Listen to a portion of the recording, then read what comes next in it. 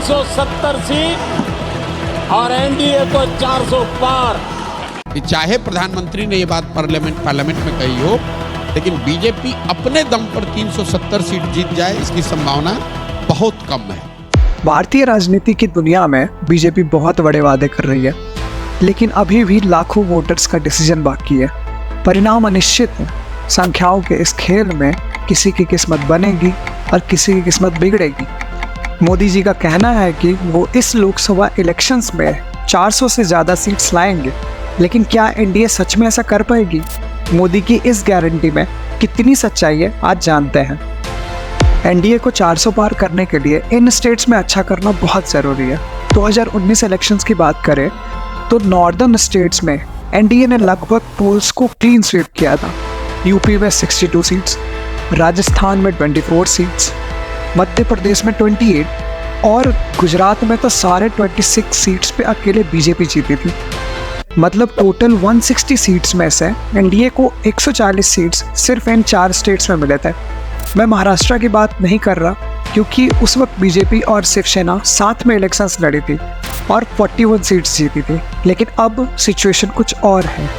और बात करें ईस्टर्न स्टेट्स की तो बिहार में एनडीए ने 39 सीट्स जीते थे, मीन्स कंप्लीट स्वीप। लेकिन वेस्ट बंगाल में बीजेपी को एक टफ फाइट मिली थी एंड टीएमसी को 22 सीट्स और बीजेपी को 18 सीट्स पे जीत मिली थी। लेकिन इसके ठीक अपोजिट अगर हम साउथ के स्टेट्स में से सिर्फ कर्नाटका को छोड़ दें तो ये बीजेपी की क्लीन स्वीप वाली लहर बिल्कुल ना के बराबर थी। तमिलनाडु जो सीट्स के मामले में साउथ की सबसे बड़ी स्टेट है, वहाँ एनडीए को जस्ट 5 सीट्स मिले थे 39 सीट्स में से। तो 2024 इलेक्शन के लिए बीजेपी का प्लान क्लियर था to conquer south states, specially Tamil Nadu. और कर्नाटक में हार के बाद तो ये और भी इम्पोर्टेंट हो जाता है।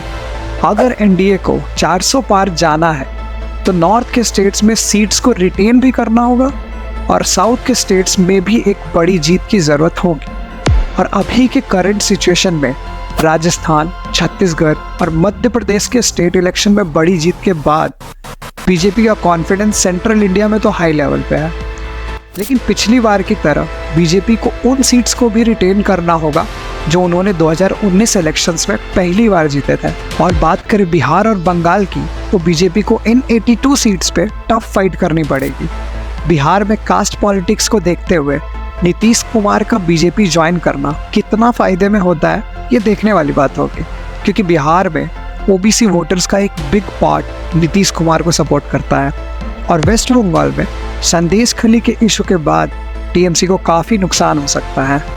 बट रिसेंट डेज में बीजेपी ने अपने गुडविल को लॉस किया है, चाहे ओपोजिशन के सिटिंग सीएम का अरेस्ट होना और बीजेपी की डुअल पॉलिसी मींस पहले ना बोलना और फिर खुद ही स्वागत करना, या फिर आईएलओ द्वारा इंडियन एम्प्लॉयमेंट रिपोर्ट में इंडिया में अनएम्प्लॉयमेंट की पुअर कंडीशन को बताना। इन सब फैक्टर्स से मोदी जी के 400 सीट्स का सपना और टफ हो गया है।